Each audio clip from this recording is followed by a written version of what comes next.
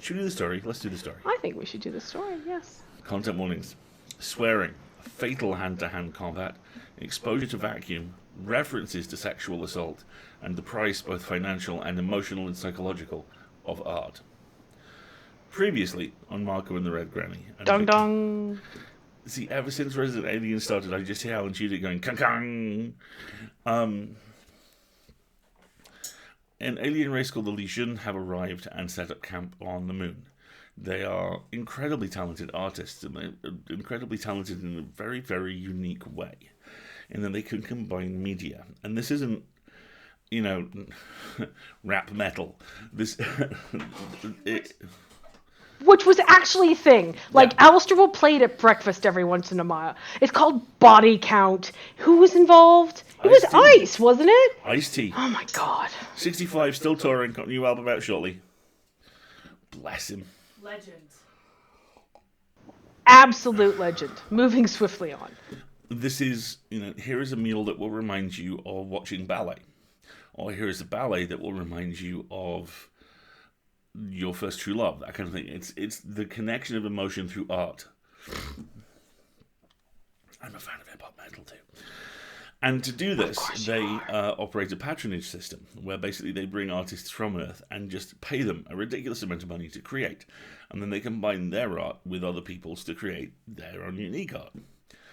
Marco, our hapless protagonist, because he is completely without hap, as the last 4 weeks have very much shown, is a comic writer and graphic novelist who basically threw a bit of a strop about all this. Didn't really like it very much. His girlfriend left to go to the moon. His agent left to go to the moon. And finally he realized that he would probably quite like money. And food. So he got himself a patronage with House Blue. This is odd because House Blue don't tend to patronize artists.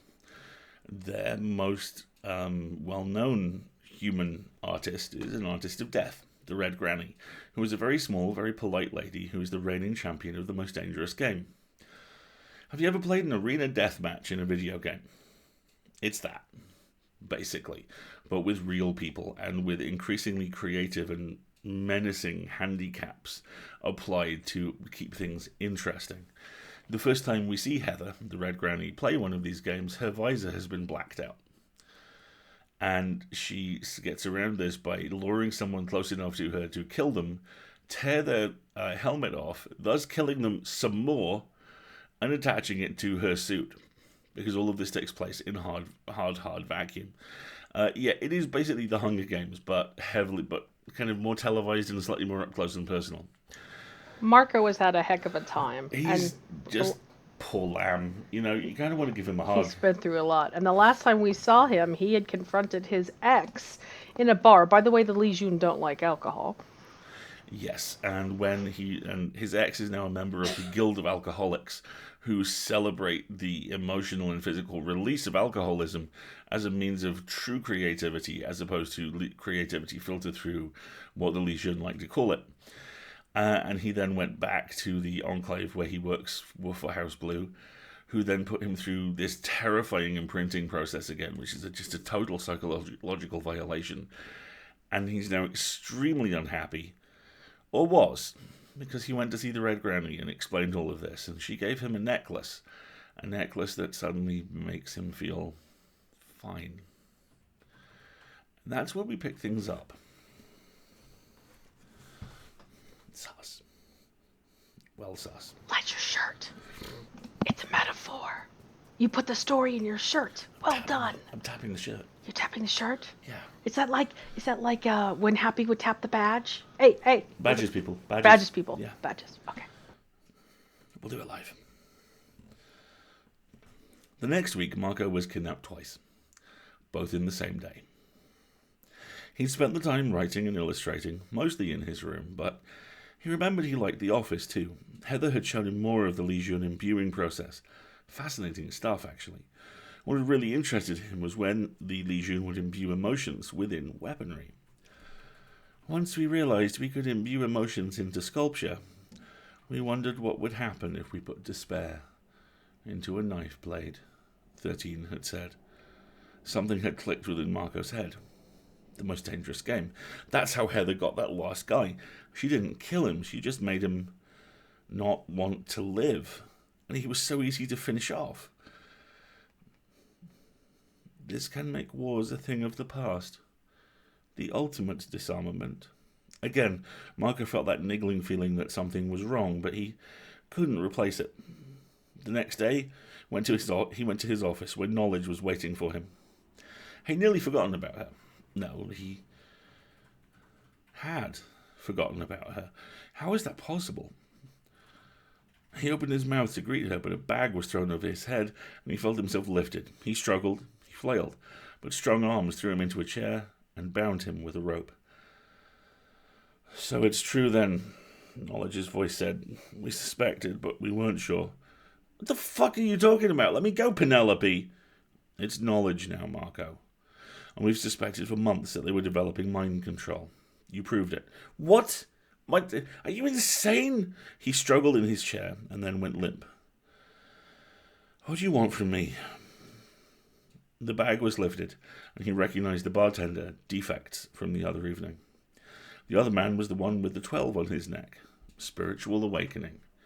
The guild leader. Marco took a deep breath, letting the calm take over. Knowledge crossed her arms. Oh yeah? Why'd you never come back to the bar? Marco stopped. He had promised to return. He just hadn't thought about it. There'd been no urgency to do so. He felt fingers at his neck, and he looked up at Spiritual Awakening, who traced the leather ties of his necklace. Ah, the necklace. Deceptive.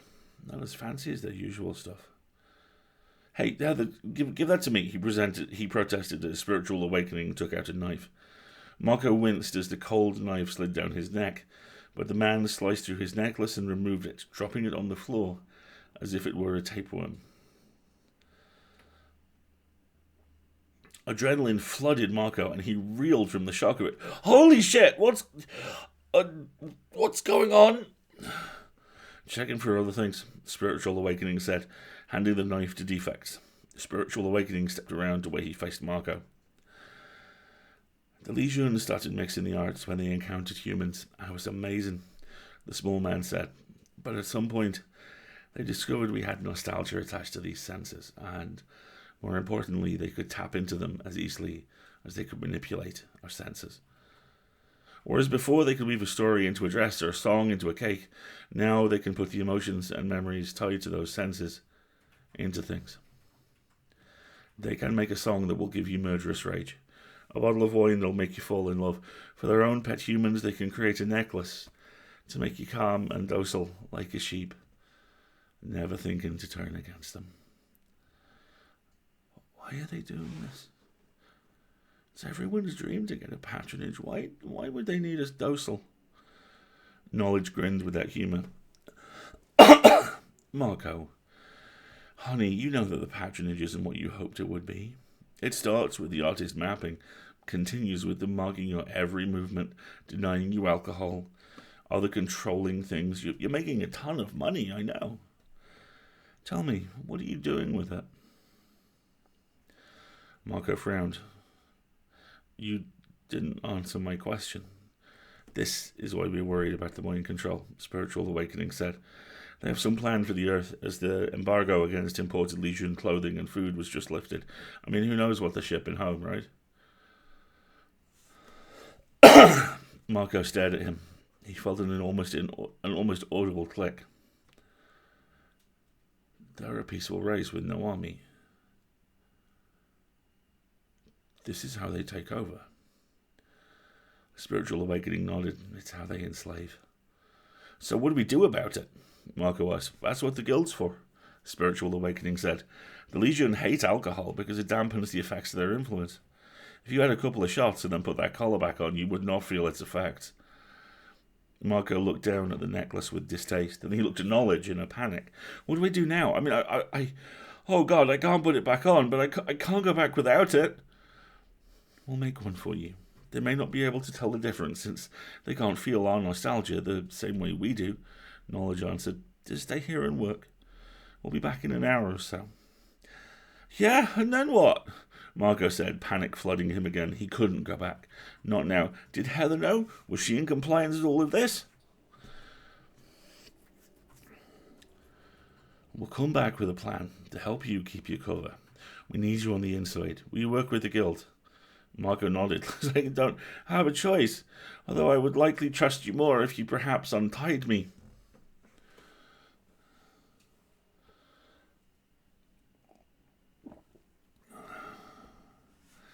The second kidnapping came soon after the guild had left, with Margot still ruminating on what he had learned and the kiss on the cheek knowledge had left him. Marco sat at his desk, peering out over the bright city. He didn't hear his office door open. He did feel the strong tentacle planted over his face, felt the rag held to his mouth. He struggled, but he knew immediately he would be no match for 7 of House Blue.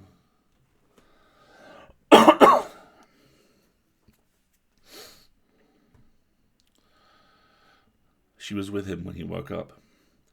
I'm disappointed in you, Marco. I thought we were close. Marco rubbed his head and looked around.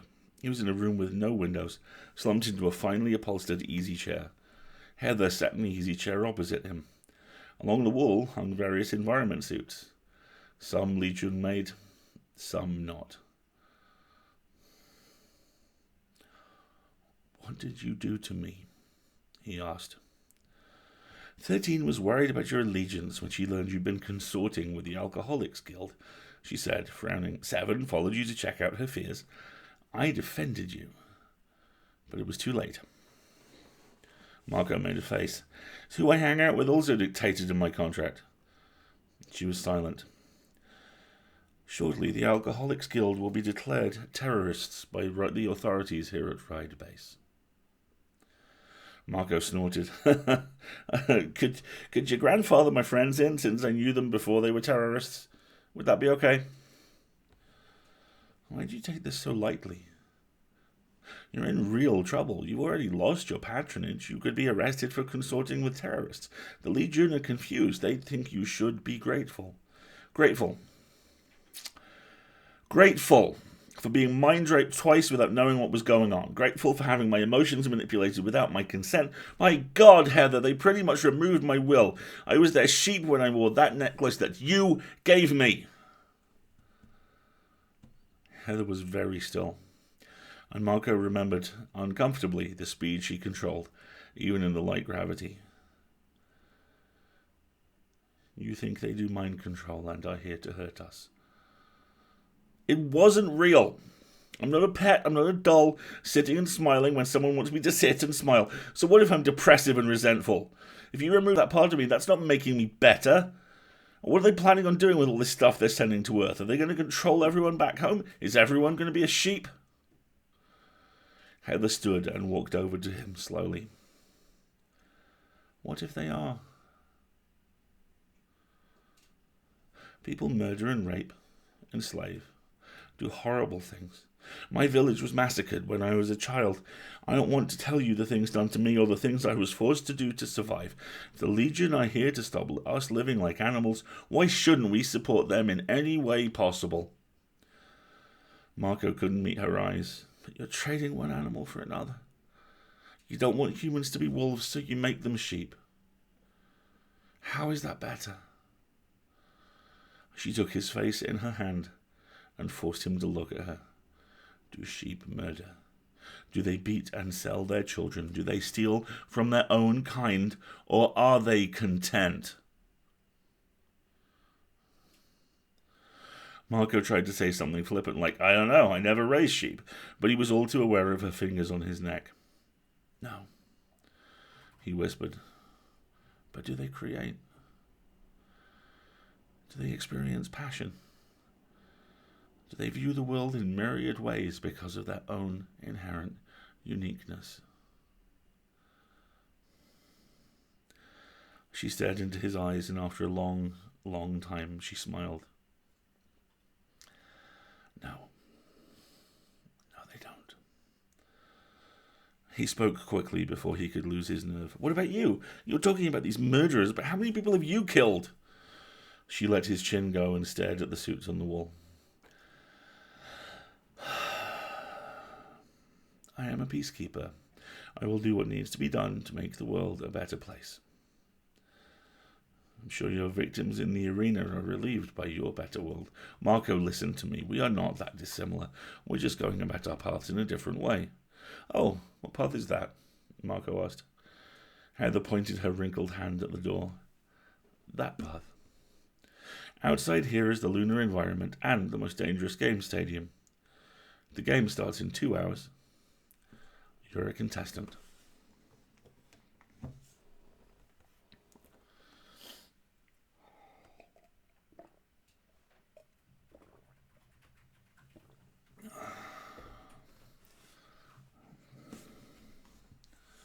Best time significant tea ever.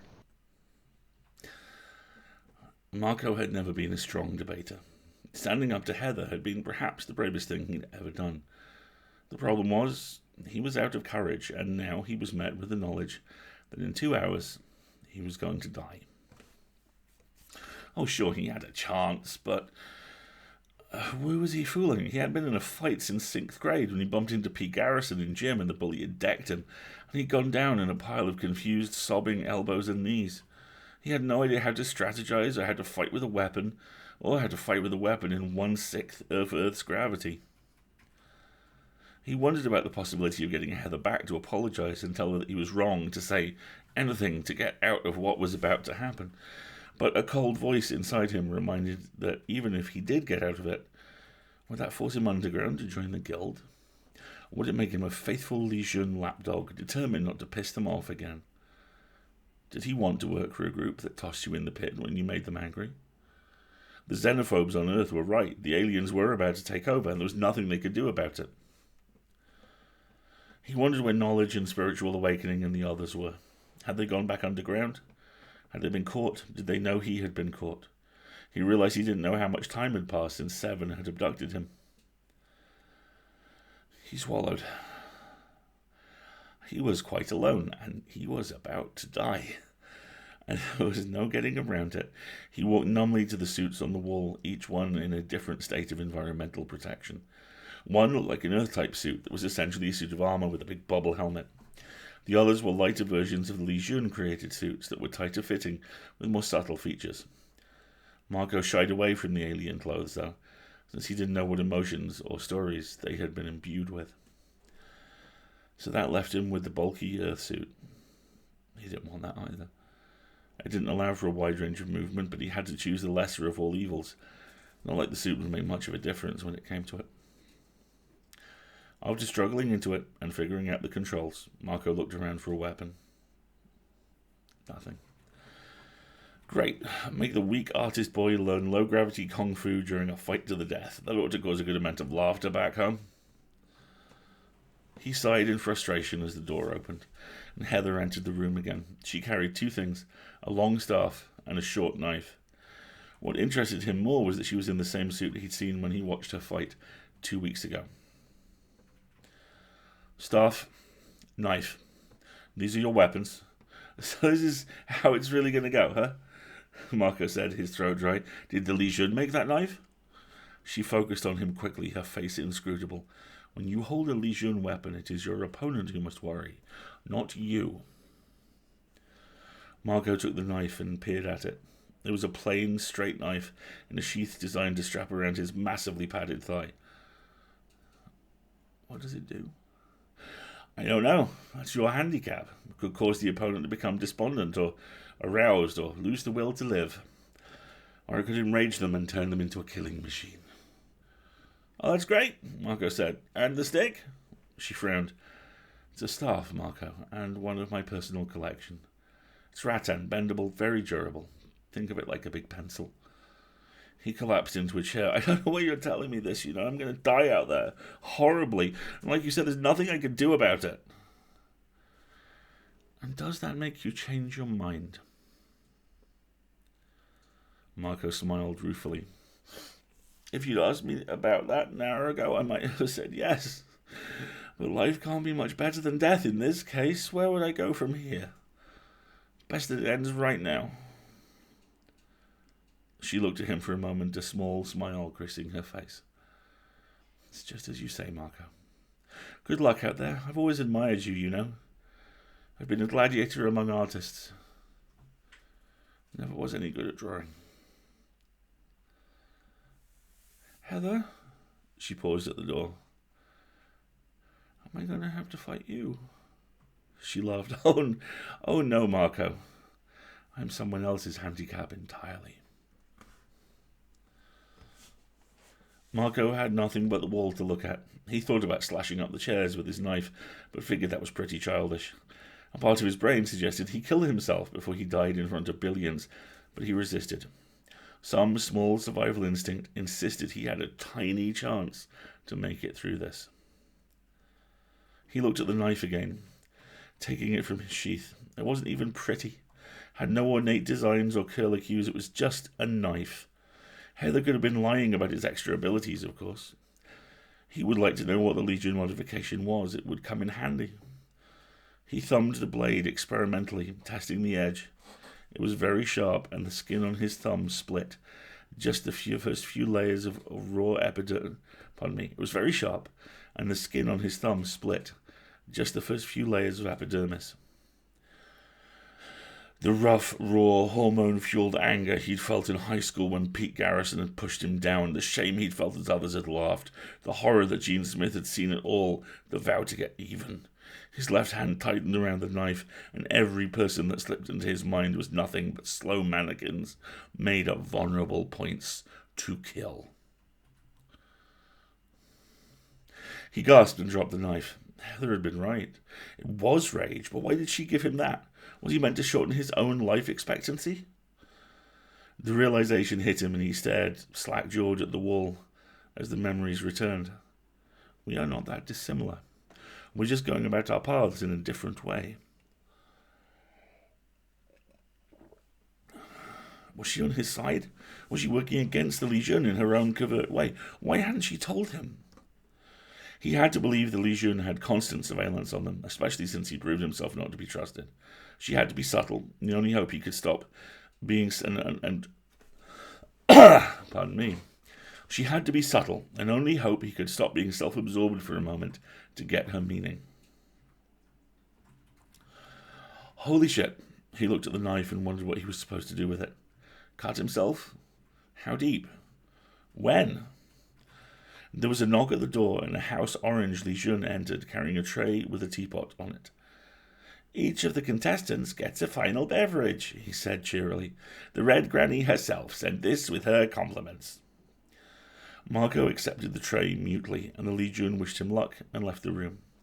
He put the tray on the floor and looked for a note. There was nothing. He poured himself a cup of tea and inhaled the fragrance. Jasmine, an excellent blend, and one that had always inspired him.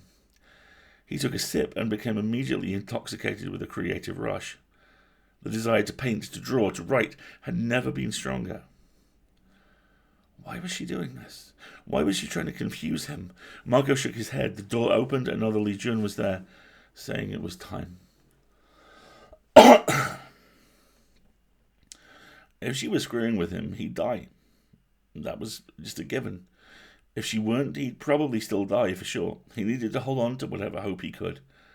So he gulped the tea and dropped the mug to shatter on the floor. Then he took the knife and ran it quickly across his palm, too fast to worry about the consequences. He sheathed the knife and slid the bloody hand into his bulky gloves. He took his staff and approached the alien, it taking every ounce of willpower not to bash in its head. Blood roared in his ears. It was time.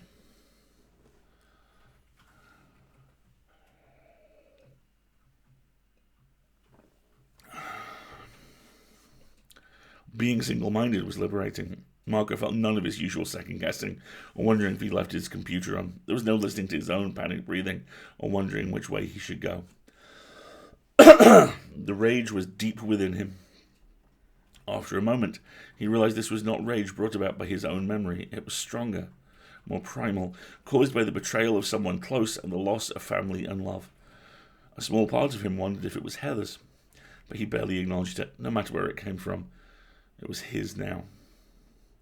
He came out onto the lunar landscape running full tilt, a low forward-focused gait that barely lumbered, taking only a moment to get his bearings within the bulky suit. He made for a rocky hill that offered shadows he could hide in. From there, he could plan. Something nagged him, but he ignored it utterly. He reached the hill quickly. He hadn't seen any other contestants. The enraged mind does not think defensively. He hadn't considered someone else maybe waiting in the shadows for him. The suited person leapt out at him, a crossbow raised, and Marco dropped to his knees and pushed off with his feet, propelling himself forward like a low-flying bullet. The shot must have gone over him, but it didn't matter. He hit the person in the belly with his massive helmet and knocked them down. He reached over his shoulder and slid the red granny staff off of his back and came down with the butt of it, smashing the person's helmet inward. He didn't even register the shocked, bloody look. He just left the body to finish dying. That was for my family, he found himself thinking. 3 left.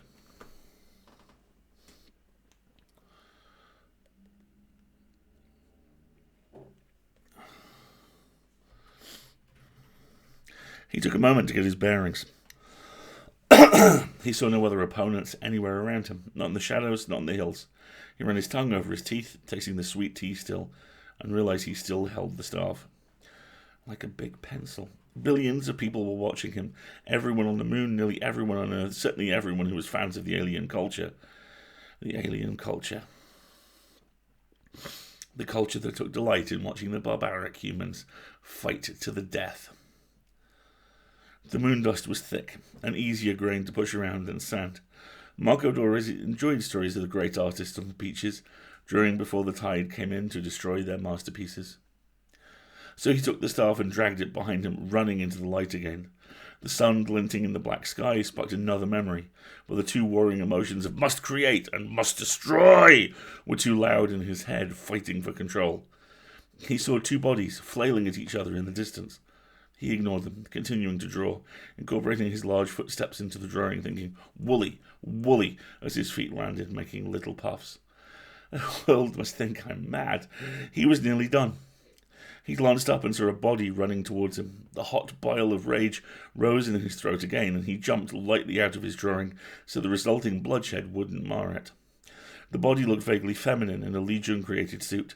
It ploughed into him, and he took care to make sure they fell away from the drawing. He tried to throw the body off, but she had a death grip on his suit, and he saw with growing alarm that she had knives on her left glove. He couldn't reach the staff. He dropped it by the artwork. He took her scrabbling left hand in his, squeezing tightly to hurt himself as much as her, and pulled the hand off. Her little knives hadn't punctured his suit yet, and he bellowed in his helmet, encouraging the rage to continue. She turned her wild eyes on him, and in a moment of clarity he recognized her. Penelope, in a Legion suit, attacking him with murderous rage. Oh no, not Penelope. He let her go, jumping backwards, trying to get out of her range to keep her from attacking him, loath to attack her back. Her face contorted behind her mask, and she screamed, silently, running towards him again. Unlike Marco, who tried to balance the 2 opposite urges within him, something had given Penelope only rage, and she leapt at him. He dodged her, and she fell into the moon dust. "Please, Penelope, knowledge, don't do this, please," he said the mantra to himself, chanting at her, trying as much to calm his own manufactured killing urges to try to get through to her. But he forgot where they were. He forgot that they weren't alone. He forgot that while he was willing to spare Penelope, his ex-lover, knowledge of his will, no one else on the battleground was. The body hit her from above. Another Legion suit, similarly made, double knives in the fists, puncturing her suit at the collarbone, slicing upwards towards the neck, and it was over. Knowledge of his will crumpled without a fight, the escaping air in her suit making little white puffs in the vacuum. The attacker didn't even have a chance to pull the knives out before Marco was on him. The staff was back in his hands, and he used it with brutal efficiency. There was no grace, no beauty. This was not a use the Legion would be impressed with. It was over quickly, too. The helmet bashed in, and the face of spiritual awakening stunned and bloody. 30 seconds later, and all you could see to identify him was the 12 on the side of his neck. Marco wheezed, sobbing, his voice loud and pitiful in his helmet. Somewhere he remembered Seven had told him that every season of the most dangerous game had one capital punishment trial. No glory here. The winner got to face the champion and go free if he won, but everyone seemed to be artificially pumped full of rage. The next realization was ice cold down his back. Heather. She's our handicap. Would she kill me? Have I imagined this alliance? If this battle were like the others, there would be one person left, or two if Heather didn't count. He saw her about 50 meters away, dispatching the final contestant. The remove your opponent's helmet trick had proved to be a popular move. She had done it again. Her victim lying in the vacuum, his 10 seconds to die seeming to be a very long time.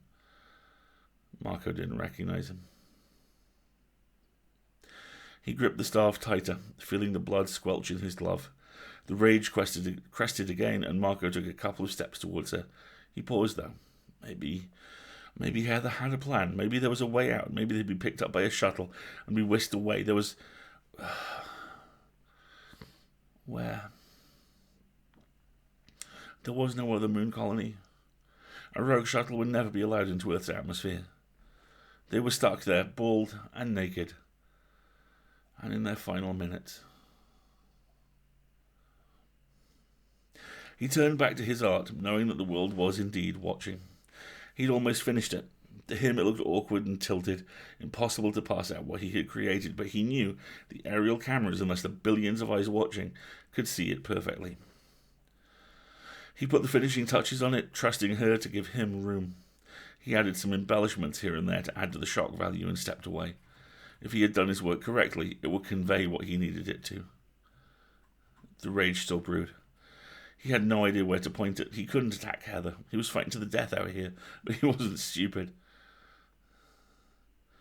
The red granny walked towards him, pumping her arms, building up speed. Marco paused, unaware, but the rage blinded his fear, so he ran for her, the roar in his ears drowning out his primal scream. She didn't resist him. Later he realized he was nothing but a ball of rage, something a focused martial artist like her would have had no problem dealing with. She could have grabbed him, thrown him, dumped him down a crater, but she skidded to a stop and opened her arms to him, letting him overpower her. He knocked her down and came down with a knife the way Spiritual Awakening had done to Penelope. His Penelope, and cut easily through her reinforced suit. Behind her mask, her eyes flew open as the rage he was feeling entered her too, but it was too little, too late. She grasped his sleeve weakly and then closed her eyes at last. The area was already lit well with arena lights and the weak sun overhead, but Marco had to shield his eyes against the applause as the crowd stood as one and flicked their lights at him. He stared down at Heather's corpse, and then Knowledge's. The rage finally began to dissipate, and his knees buckled as grief and exhaustion overtook him.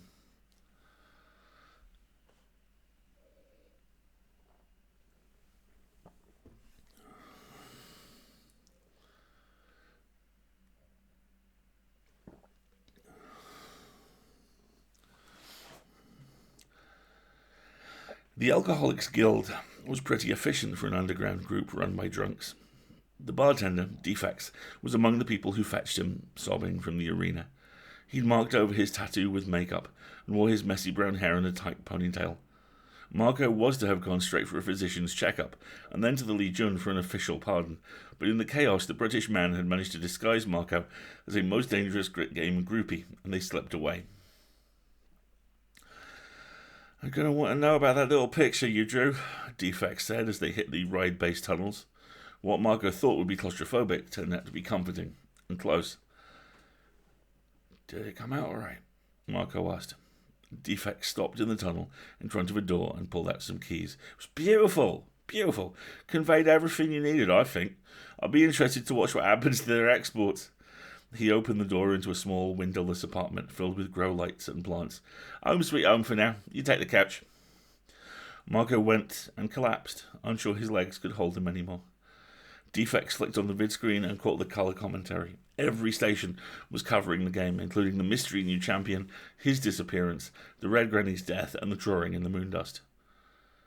Marco saw it from the sky and actually became impressed with his own work, despite the raw exhaustion that overwhelmed him. A human-headed sheep was wrapped in the tentacles of a legion, which tried to force it into clothing. The sheep was bleating free will, while the legion shouted, "Conform for peace." "Do you think they got it?" Marco asked. Beg pardon. "Do you think they got it?" Marco asked. "If they didn't get it, she'll have died for nothing. They both..." "Well, I think so," Defect said, fetching the first aid kit. "You're a former patron of Legion. Everyone knows you'll have inside knowledge." Defects began bandaging his cut hand. I don't know. This is unprecedented. The Legion don't fight like we do. You've figured that much out. They may come at you through..." Wrong character, sorry. Defects began bandaging his cut hand. "I don't know. This is unprecedented. The Legion don't fight like we do. You figured that much out already. They may come at you through your agent or try to control you by getting clothing or food or even books into your hands. You may have saved Earth from their control, but Ride Base is going to be even more dangerous now." Marco rubbed his face and sighed. "I'm so sorry about knowledge. I tried to stop her." Defect shrugged slightly. "We knew it was going to happen. They were caught soon after you. I got away and had to keep the plan going. Once the Legion got them into those rage suits, they were lost. The Red Granny came to me with the instructions on what to do after you won the battle." Defects put away the first aid supplies and opened a bottle of red wine. "Why didn't she just do all this herself? She's the most famous woman on the moon, or she was..." Marco swallowed the wine, trying to forget the feeling of sinking the knife deep into his friend. "That's it. She was too public. She was with Legion nearly all the time. She also wasn't an artist. She needed someone to make a vital statement when the whole world was watching. Also, Marco, she was old. She couldn't fight much longer. She needed an heir of sorts. Why didn't she just tell me? You have to come about your understanding of the Legion yourself. Even people who know about the artist mapping, for example, think that when they experience it, it'll be different. You can explain away anything. We need you to fully understand, to be angry enough to fight with your only ally." "How long had you been working with her?" "A couple of months. She approached us after the aliens got their embargo lifted, but we usually only talk via notes. No electronic or human contact." "I didn't give her enough credit. She was so strong." Marco shook his head. "Oh God, I need sleep." "Take it. Should be safe here for a few days anyway. The Guild will do what we can to protect you." "Thank you, Defects." "Thank you, Marco. You've dealt the first blow in the strangest war Earth has ever fought. There's more to do. I've got the final message from the Red Granny to publish. The Guild needs a new leader now that knowledge and spiritual awakenings are dead. We could look into smuggling you off the moon in a week or two, but we could use you in the battle in the coming months. What do you think? Want to throw in with terrorists?" Marco knew his answer, but he was too tired to say it.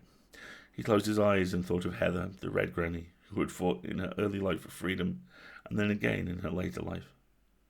Braver than he had ever been. It would be difficult to avoid the Legion. Attempts at spiking his food with compliance or wrapping a scarf of dedication around his neck were sure to come soon. It would also be difficult to get the positive effects of the Legion items, as they had proven ironically necessary in his arena battle. His agent would be frantic to find him her little cash cow, especially as his books and art would now likely sell back home, both the Legion Enchanted work and his earlier work. While that provided him a rueful smile, he thought about the more important consideration: liberating Ride Lunar Base and making sure Heather and Knowledge hadn't died for a self-absorbed artist. "I am a peacekeeper, and I will do what needs to be done to make the world a better place." As the world discussed the mark he had left on the moon, even as Legion groundskeepers erased it like the tide, Marco allowed himself to drift off to sleep. Tomorrow, he would have a lot of work to do.